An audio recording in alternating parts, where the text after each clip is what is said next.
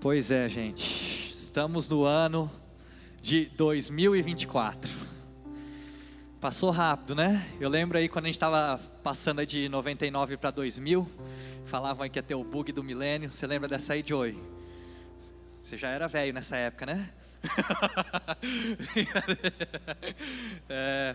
Mas estamos começando, né? Já começamos aí o ano de 2024. E todo ano a gente ora para Deus, busca uma direção de Deus em relação àquilo que Deus tem para a nossa família espiritual, né? O ano passado a gente colocou aí o ano do sobrenatural, e aí tivemos, graças a Deus, aí ao final do ano também uma conferência. Quem esteve aqui, foi incrível o que aconteceu, né? E a gente pôde experimentar algo super especial da presença de Deus, né? Tivemos um mover de cura muito forte no sábado à noite. Encontrei com uma família que é da igreja de Alphaville, estavam aqui na conferência. O rapaz, ele tinha uma perna menor que a outra. O pessoal aqui da igreja orou por ele no momento. A perna dele cresceu, foram fazer os exames, checaram, a perna do menino cresceu mesmo. Nem tinham contado para ele. Ele nem sabia. Quando alguém foi orar, perguntou: eu estou sentindo aqui de orar porque para sua perna crescer. Aí ele nem sabia. Aí a mãe estava do lado, ouviu, falou: quando você nasceu, o médico deu esse diagnóstico, mas a gente nunca comentou com você porque não influenciava em nada da sua vida. Então a mãe, o menino nem sabia. E aí oraram, né? Então a gente viveu experiências sobrenaturais. Vamos continuar vivendo essas experiências, né? Mas esse ano Deus trouxe para nós, né, profeticamente, estabelecemos esse ano aqui na nossa igreja como o ano da família. Então vai ser um ano onde nós queremos investir bastante, né, nos ministérios de família. Nós queremos investir bastante na nossa família espiritual aqui, nos nossos RGs, nossos grupos pequenos, em você que faz parte dessa família aqui junto com a gente, tem caminhado conosco ao longo desses anos. E também, né, só compartilhando com vocês um pouco antes de eu entrar na mensagem aqui, a gente tem experimentado milagres de Deus aqui na nossa família Relevância, né? A igreja começou, esse ano nós vamos fazer 6 anos, e a igreja já expandiu, né? Estamos agora com culto acontecendo nesse momento. Tem culto acontecendo lá em Curitiba, tem culto acontecendo na Bolívia, tem culto acontecendo em Alphaville, né? E também, pela graça de Deus, esse ano estamos sonhando e começando aí um trabalho também junto com o filho do pastor Gerson e da pastora Miriam, um trabalho lá na Itália, né? Já estão com um grupo de 30 italianos lá, então estejam orando por isso. E fora isso também, Deus, ele nos direcionou a uma expansão aqui na nossa cidade de São Paulo também, né? Então provavelmente, não sei se esse ano ainda, mas no máximo no começo do ano que vem, a gente quer começar um trabalho no ABC, talvez, quem sabe na Zona Leste ou na Zona Sul também. Então você que mora um pouco mais longe, tem vindo aqui e tem pensado: poxa, queria uma igreja mais perto da minha casa. Aguenta um pouquinho aí, gente, aguenta um pouquinho aí, que nós estamos chegando perto da sua casa também, tá? Então Deus nos direcionou para isso, é algo que nós temos colocado em oração. Então peço para você estar orando por isso também. É um sonho que Deus trouxe para nós no meio do ano passado, entendemos que vai se tornar uma realidade em breve. Mas quero entrar na minha mensagem de hoje, né, falar um pouco sobre, trazer uma direção em relação a esse ano para a nossa igreja. E o tema da minha mensagem é simples, ou, né, a essência para transformar o mundo. Eu não sei se vocês repararam, né, ao longo da sua vida aí, mas normalmente as coisas mais simples são as que fazem mais diferença na nossa vida. Então vou falar por mim aqui. Meu sonho de infância era ser jogador de futebol. Eu sempre quando eu era pequeno, eu jogava bola todos os dias. Nas férias eu jogava bola de manhã e de noite. Só que aí, gente, eu deixava de fazer uma coisa simples. Sabe o que eu deixava de fazer quando eu jogava bola? Alongamento, tá? Quando você é novo, né, seu corpo aguenta tudo. E eu falava assim: eu não preciso de alongamento, não faz diferença para mim, porque quando eu alongava e ia jogar bola, para mim tanto faz, não fazia diferença. Então se eu entrava para jogar sem alongar, ou eu alongava antes de jogar, dava na mesma, errava do mesmo jeito, né, gente? Então, eu não alonguei minha vida inteira. O que aconteceu? Estou agora com 35 anos, fui fazer um exame no joelho, porque começou a me dar muita dor no joelho, e aí eu estou com desgaste da cartilagem de nível 4, gente, né? Só para vocês entenderem, o nível 4 é o último de desgaste da cartilagem, o próximo nível é a artrose no joelho. E foi por quê? Desgaste muscular do meu joelho, que foi desgastando a cartilagem, porque eu não fazia alongamento antes de jogar bola. Uma coisa simples. Se eu tivesse feito alongamento minha vida inteira, até hoje eu estava podendo jogar bola. mas hoje eu não consigo mais jogar. A gente fez uma confraternização aqui do pessoal que trabalha aqui na igreja, a gente foi no boliche, e aí eu fui tentar jogar boliche, não consegui jogar boliche também, gente, porque o meu pé esquerdo é o apoio para você tacar a bola, a hora que eu ia dar o apoio, o joelho já mexia e eu não conseguia jogar. Uma coisa simples, né? E as coisas simples, elas são as que fazem mais diferença ao longo prazo na nossa vida. Por exemplo, alimentação.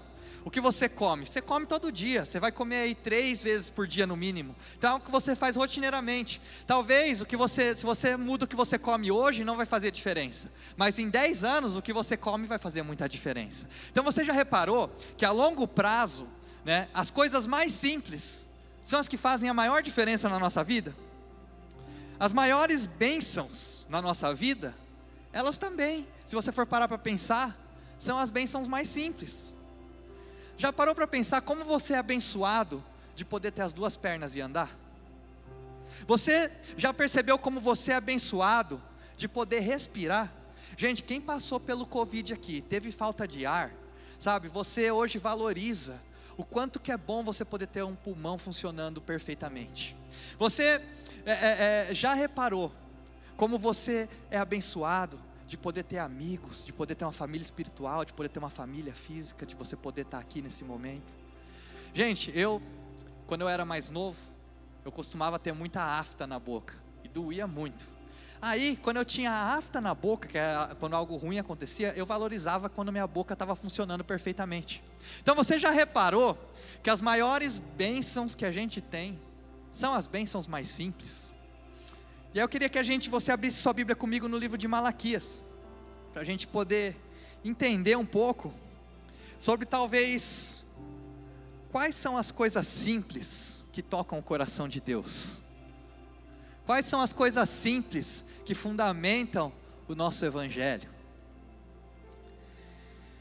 Vai abrindo aí Malaquias, nós vamos ler a partir do capítulo 1 mesmo, tá? O livro de Malaquias. O livro de Malaquias, tá? Deixa aberto aí. Ele é um livro de correção e de promessa, tá? Então, o que é importante quando a gente estuda o Antigo Testamento, é a gente ter uma linguagem profética para interpretar o que está sendo falado ali. Quão significante você diria que o Antigo Testamento ele é para o Novo Testamento? Né? Tem gente que fala, não, o Antigo Testamento não serve mais para nada. A gente tem que lembrar que no começo, quando a igreja nasceu, antes do Novo Testamento aparecer, tudo que o povo tinha era o Antigo Testamento na igreja primitiva, até chegar, né, os apóstolos e começarem a escrever para nós o Novo Testamento que nós temos hoje. Em Romanos 15, né, a palavra nos fala que os escritos do Antigo Testamento, eles são uma instrução para nós, mas a gente tem que interpretar eles de maneira profética. E quando a gente pega o livro de Malaquias, né, uma das coisas que fica claro para nós é que ele está falando sobre sacrifícios. E quando a gente fala sobre sacrifícios, então a gente se lembra da cruz, né? E aí eu queria que vocês entendessem 3 coisas sobre a cruz, tá? Primeiro, tem coisas que terminam na cruz, acabaram na cruz. Tem coisas que passaram pela cruz e elas mudaram depois da cruz. E tem coisas que passaram pela cruz e continuaram iguais, tá? Vou ilustrar isso aqui para vocês então. O que terminou na cruz? Sacrifício de animais. Foi algo que terminou na cruz. Por quê? Porque Jesus veio como Cordeiro de Deus e ele morreu pelos nossos pecados. Então esse foi o sacrifício supremo. Jesus foi o sacrifício supremo. Por isso que hoje a gente não precisa mais sacrificar animais, tá? O que então passou pela cruz e mudou? O que passou pela cruz e mudou? O ano do jubileu, por exemplo. Tá? O ano do jubileu, ele era um ano que acontecia a cada 50 anos, onde era um ano de bênção. A cada 50 anos acontecia um ano de bênção para o povo judeu. E aí então os que eram escravos eram libertos e todo mundo que tinha dívida era perdoado. E o que mudou então a partir de Jesus, a partir da cruz de Jesus? Então, o que era a cada 50 anos, Jesus nos fala que agora é todo ano um ano de bênção. Então, antigamente, era um ano de bênção a cada 50. O que Jesus nos fala agora é que todo dia é um dia de bênção para você.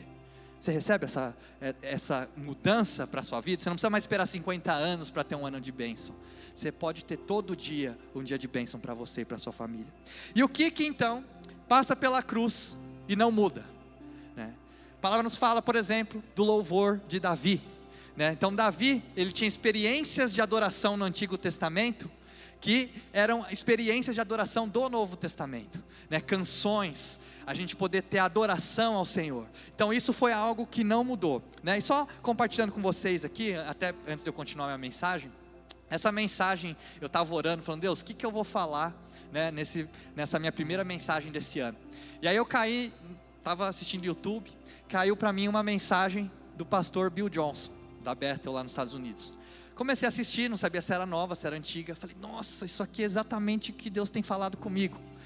E aí quando eu fui ver de quando era a mensagem, foi a primeira mensagem que ele pregou esse ano, lá na igreja Bethel, né? E para mim foi muita coincidência de ver como existe um alinhamento profético, né, de uma igreja lá nos Estados Unidos, que nós não temos contato nenhum. Nós oramos aqui ao final do ano passado, Deus nos direcionou a um tema muito parecido, né, e está direcionando a igreja para algo, né, tão especial quanto família, como nós temos falado aqui.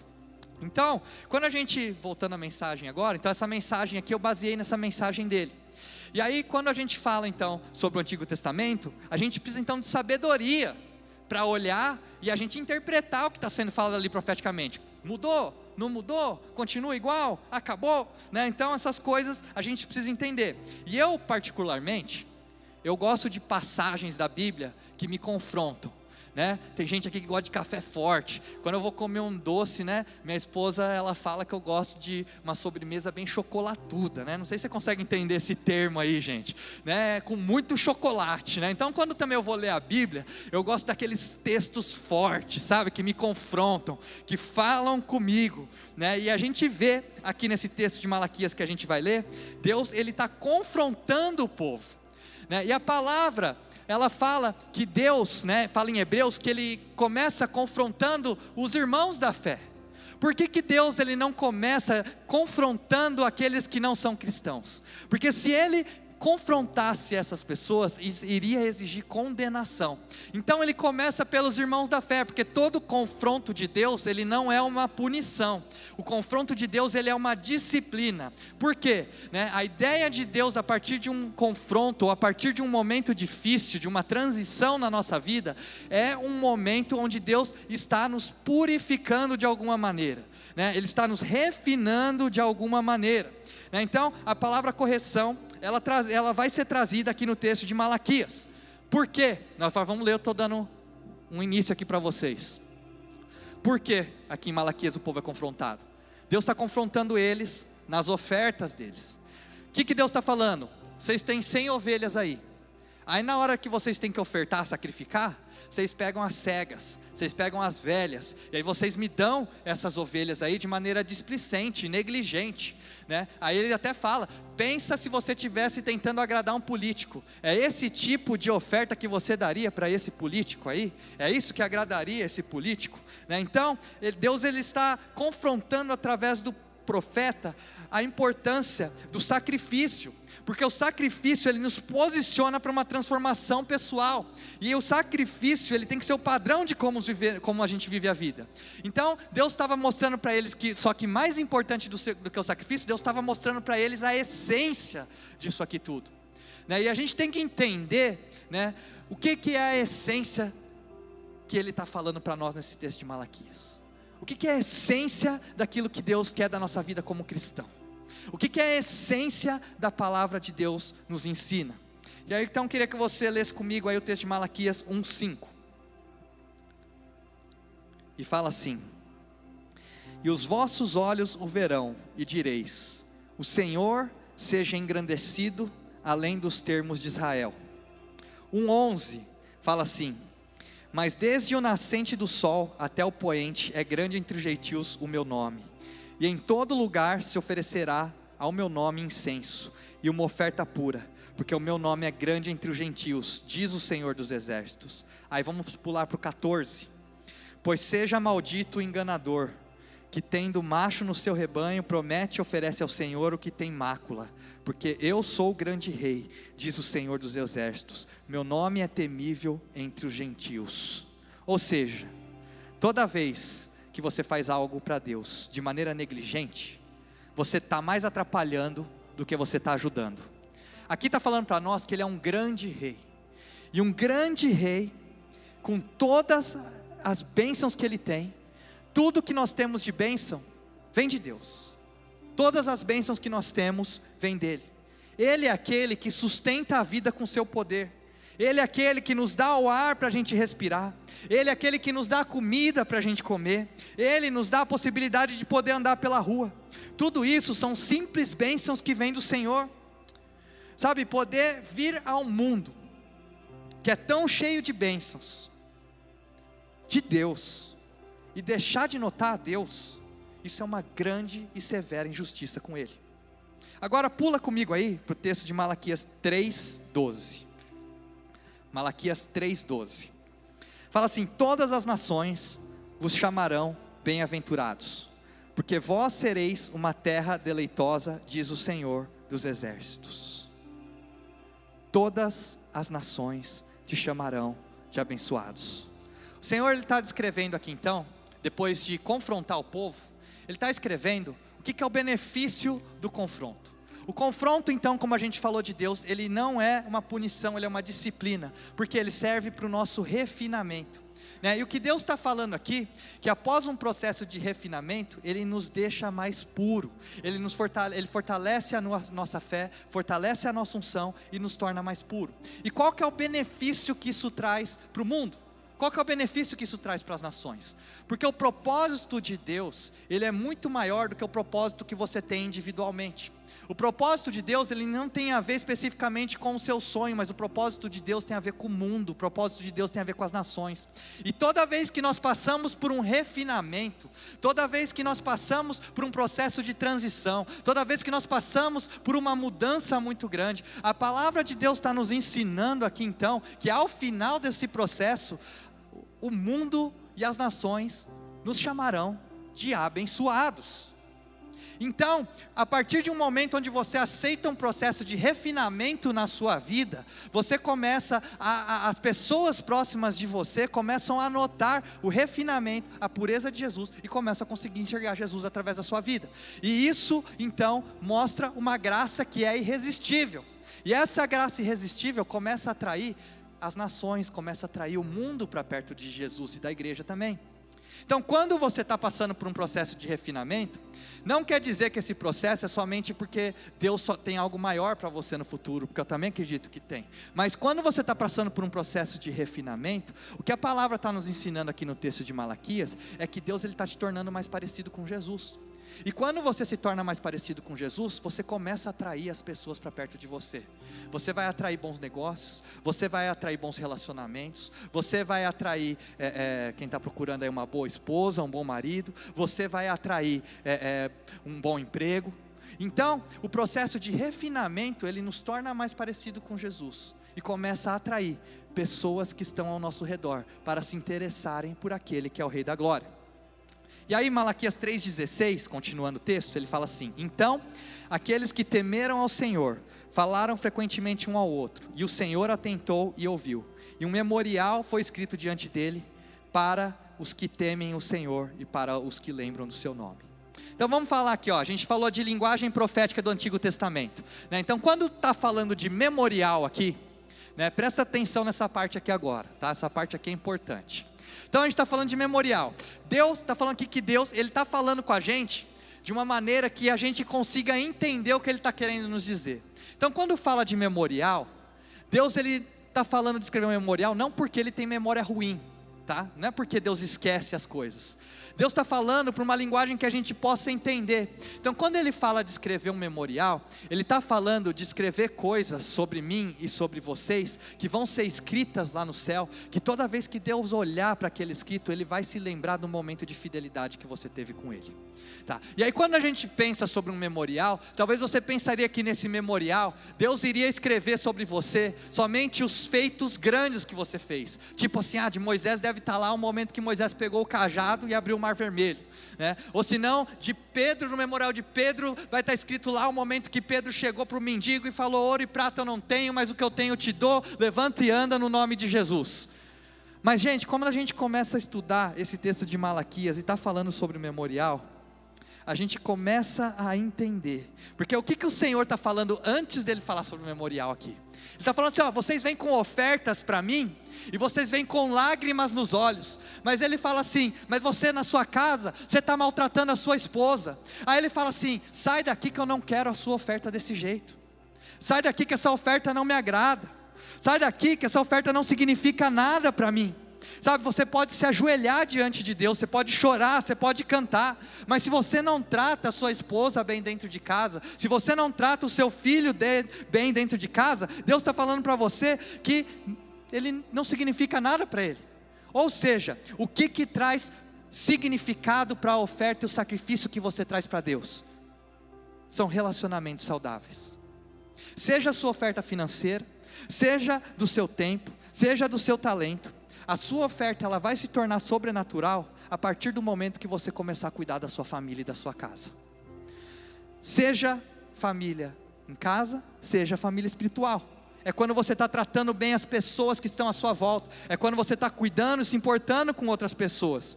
Então, aqui nessa passagem, ele está dizendo um memorial que está sendo escrito sobre você. E Hebreus, eu me lembro do texto de Hebreus 13, aqui, porque nos fala sobre 3 tipos de sacrifício. E quando a gente fala aqui sobre as coisas que Deus está procurando para escrever nesse memorial, eu até falo muito sobre isso, não é as coisas espetaculares, mas são as coisas ordinárias no dia a dia. São as coisas no dia a dia que você faz, que fazem a diferença no seu relacionamento com o próximo.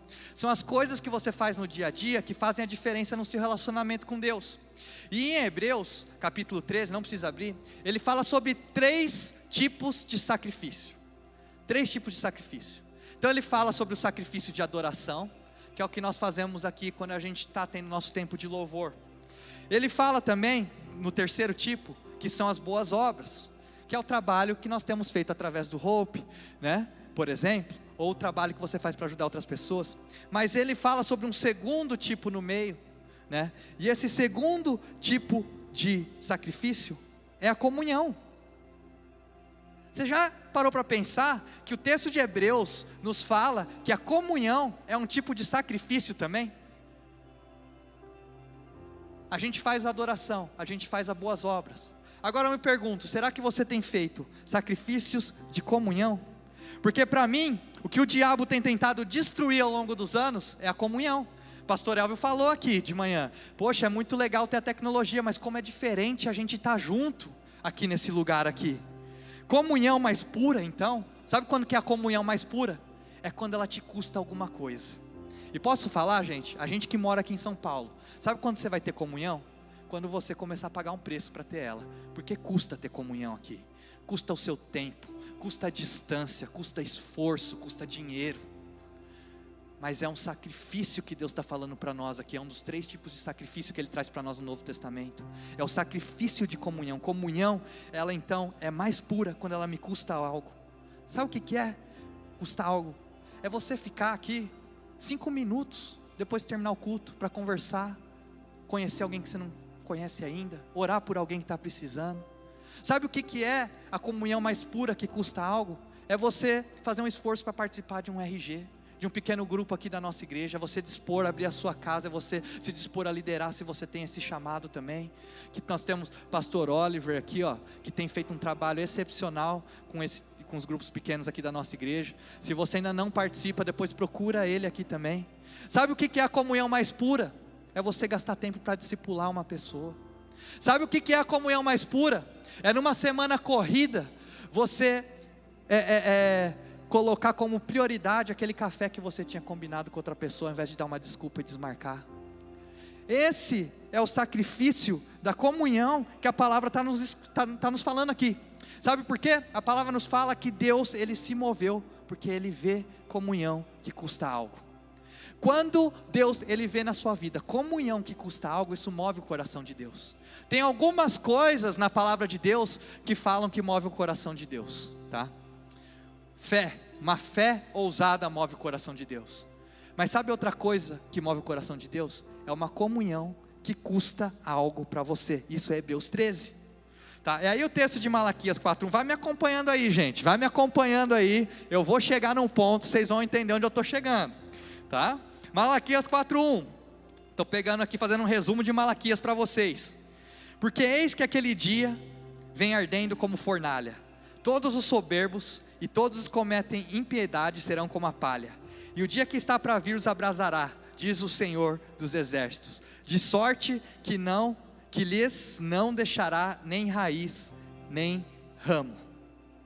Gente, está chegando um dia, a palavra nos fala sobre um dia que está chegando, um dia que virá, será um dia de muito julgamento, será um dia de muita dificuldade, mas também vai ser um dia de grande oportunidade de romper nas nossas vidas. Então, o que a palavra está nos falando aqui? No momento de mudança intensas, as recompensas elas vão ser maiores, mas o preço que vai ser pago nessa época também será maior. A recompensa de estar nesse dia de grande dificuldade, em fidelidade ao Senhor, trará uma recompensa muito maior.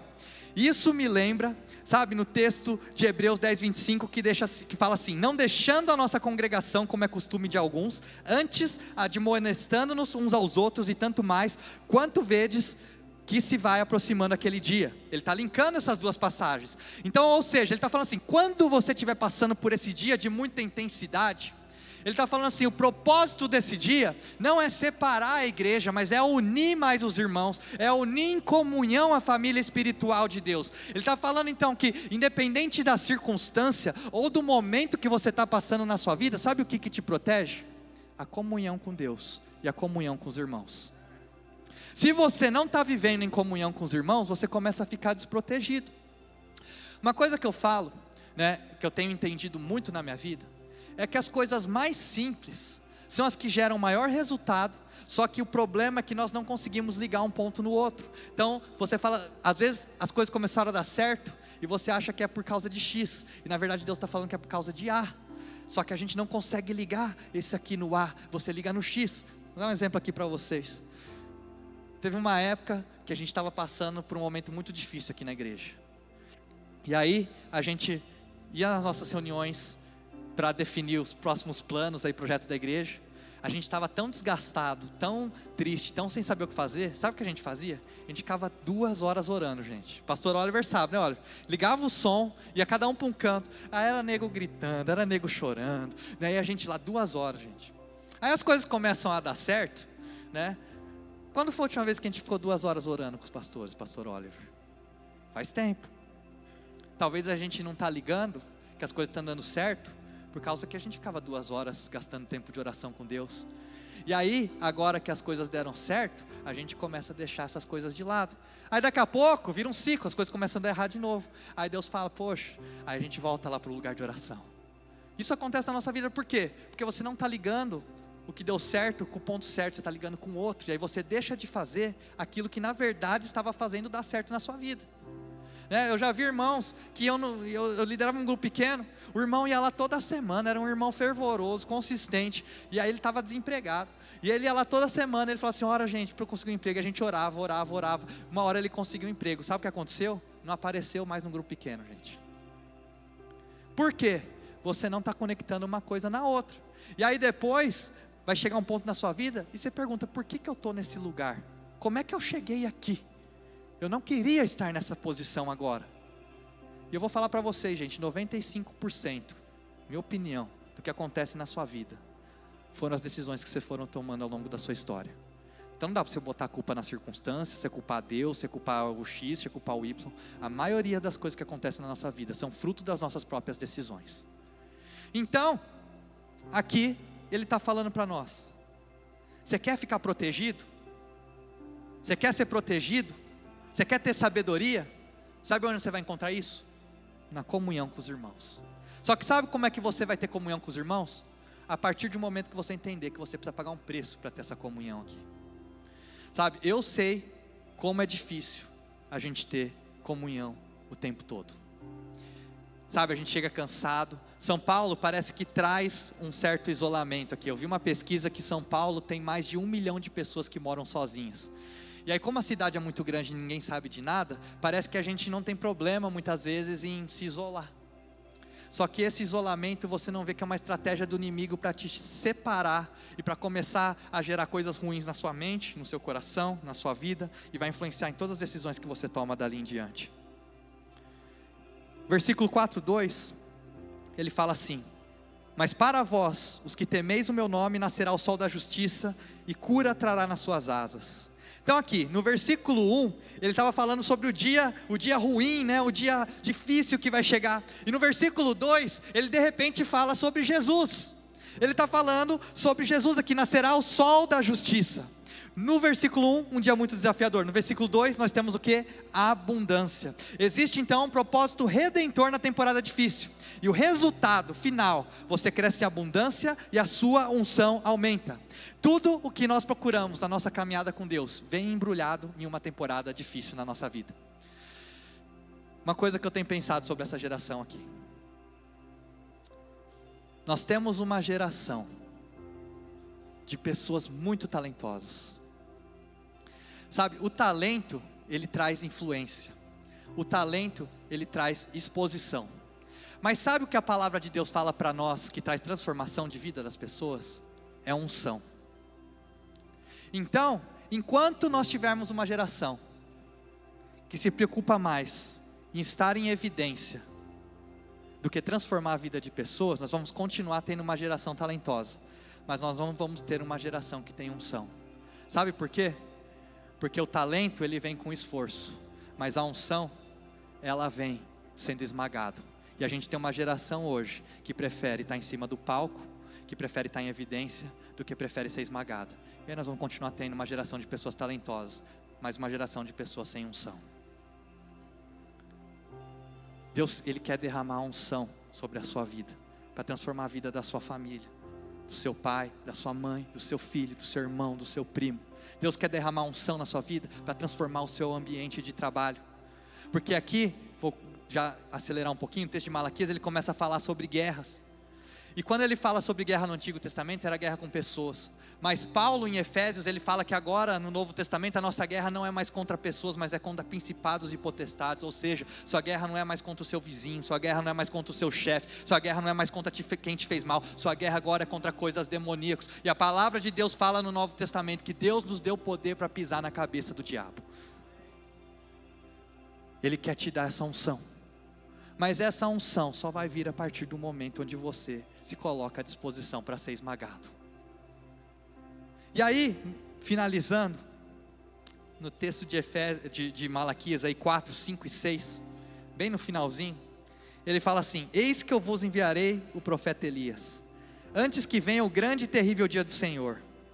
E ele converterá o coração dos pais aos filhos, e o coração dos filhos a seus pais, para que eu não venha e fira a terra com maldição.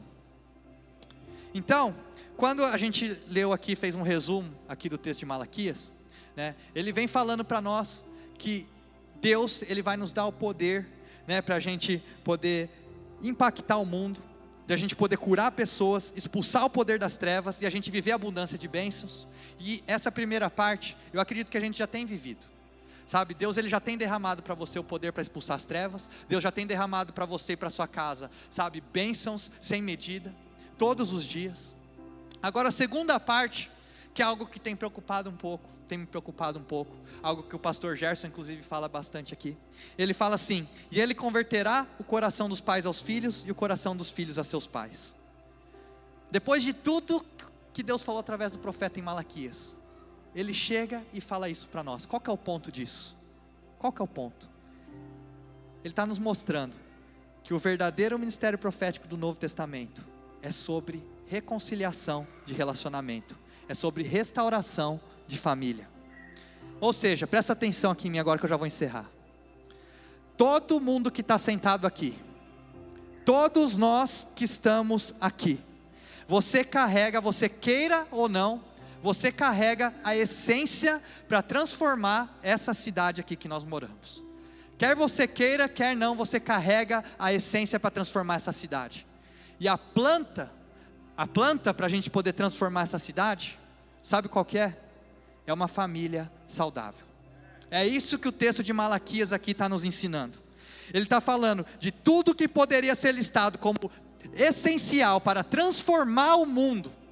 Tudo, qualquer coisa, Deus podia listar qualquer coisa aqui, fala, vocês querem transformar o mundo, vocês querem trazer pessoas para o meu reino, vocês querem transformar as nações, Ele podia ter listado qualquer coisa aqui, falou, faz um louvor bonito para mim, né? Faz uma estrutura bonita na igreja, né? Ou faz não sei o que, sabe o que Deus mostra que através do profeta, Ele fala assim, você quer transformar o mundo? Você tem que começar a construir uma família saudável. Você tem que começar a cuidar da sua esposa. Você tem que começar a cuidar do seu marido. Você tem que começar a orar pelos seus filhos. Você tem que começar a reconciliar aquele relacionamento que está partido. Às vezes é com seu pai, às vezes é com a sua mãe. Você tem que restaurar o relacionamento. Pode estar machucado aí com seu marido, com a sua esposa nesse momento. Você quer transformar o mundo, você quer fazer um monte de coisa, você quer dar dinheiro, você quer não sei o que. Cara, começa focando em transformar a sua família e fazer a sua família saudável.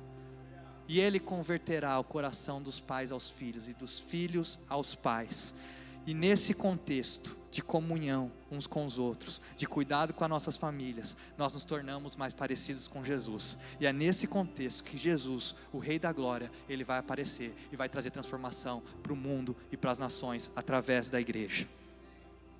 A essência para transformar o mundo, a essência para transformar uma cidade, a essência para transformar a vida daqueles que você ama, é uma família saudável. Queria terminar, pode ficar de pé no seu lugar já? Queria convidar você a ficar de pé no seu lugar. E eu queria terminar dando 2 frases para você, que você leve para ao longo desse ano e faça reflexão sobre elas. E eu queria que a gente experimentasse viver essas coisas aqui dentro da nossa família espiritual. E a primeira frase é da Madre Teresa de Calcutá. Ela fala assim: você quer fazer algo para promover a paz mundial? Vá para casa e ame a sua família. Vá para casa e ame a sua família. Segunda frase é de um pastor que me inspira muito, o pastor Craig Groeschel. E ele fala assim: a igreja, ela é grande o suficiente para influenciar o mundo, e pequena o suficiente para se importar com cada um. Então, a igreja, ela é grande o suficiente para influenciar o mundo, e pequena o suficiente para se importar com cada um. Se a gente alcançar esses 2 objetivos esse ano, nós vamos cumprir o propósito profético que Deus trouxe para a nossa família espiritual. Então vamos para casa e vamos cuidar da nossa família.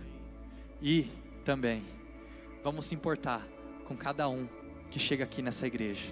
Cada um de vocês aqui é importante para nós. Deus escolheu você para estar aqui. Nós queremos cuidar de você, nós queremos te conhecer. Mas isso a gente precisa um dos outros. A gente sozinho aqui não consegue tudo. A gente precisa um dos outros, a gente precisa de você também. A gente quer cuidar de você e a gente espera que você possa cuidar de outros que estão chegando também.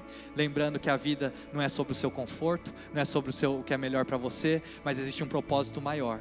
Então a pergunta que fica no final das contas é: você acredita que Deus existe ou não? Se acredita que Deus existe, você vai botar esses princípios em prática. Se você não acredita que Deus existe, você vai continuar vivendo a sua vida para você mesmo e tomando as decisões pensando no que é melhor para você e não melhor para o reino de Deus. Meus irmãos, vai chegar esse grande dia. Esse dia vai chegar. Foi falado aqui em Malaquias, foi falado também no texto de Hebreus. Como que você está se preparando para esse dia? Você está se preparando só construindo a sua vida? Ou você está se preparando construindo o reino de Deus? Quero deixar o desafio para você esse ano. Vamos amar mais a nossa família. Vamos amar mais os irmãos aqui da nossa igreja. Uma palavra que Deus falou no meu coração no final do ano passado é aquela palavra que fala que a gente tem que ser fiel no pouco e Deus vai nos recompensar no muito, porque a gente vai ser fiel no muito também. E quando a gente pensa nessa frase, a gente pensa em 2 estações diferentes, né? Então eu vou ser fiel no pouco, aí quando eu for para o muito, eu vou ser fiel no muito também. Mas na verdade o que Deus falou comigo é que não são 2 estações diferentes. quando a gente é fiel no pouco e a gente estiver no muito, a gente tem que continuar sendo fiel no pouco também.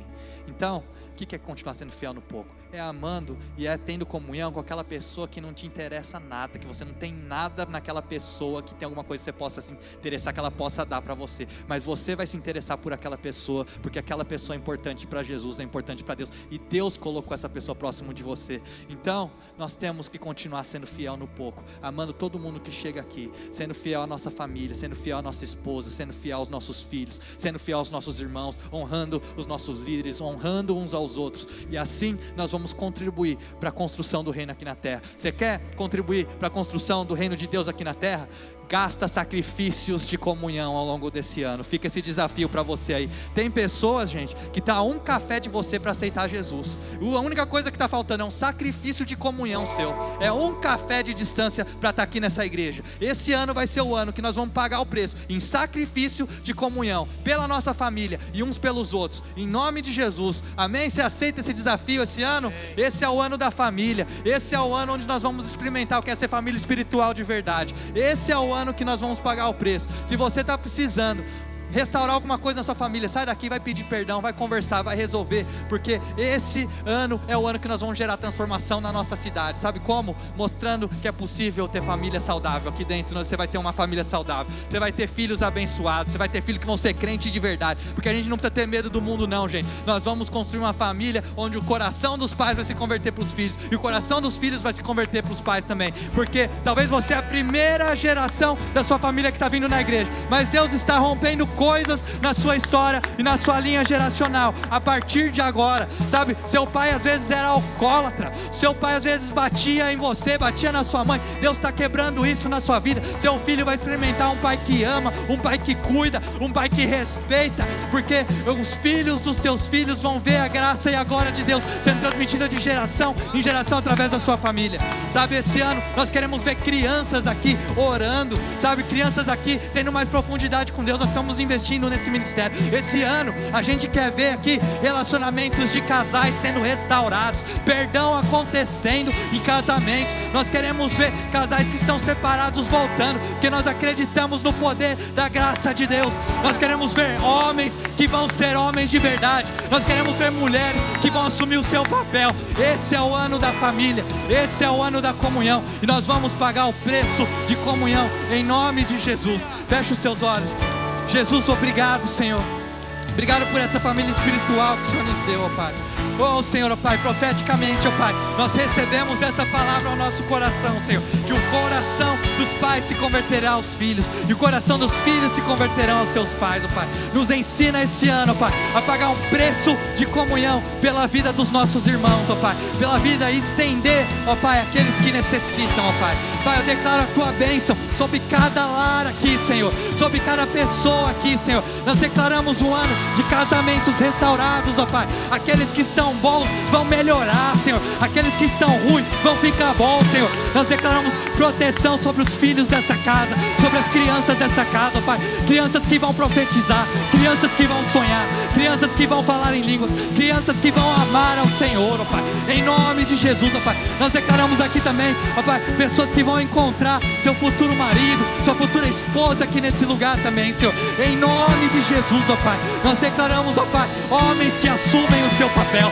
Nós declaramos mulheres que assumem o seu papel, Pai. Mulheres virtuosas, em nome de Jesus, ó Pai. Nós declaramos a Tua bênção de geração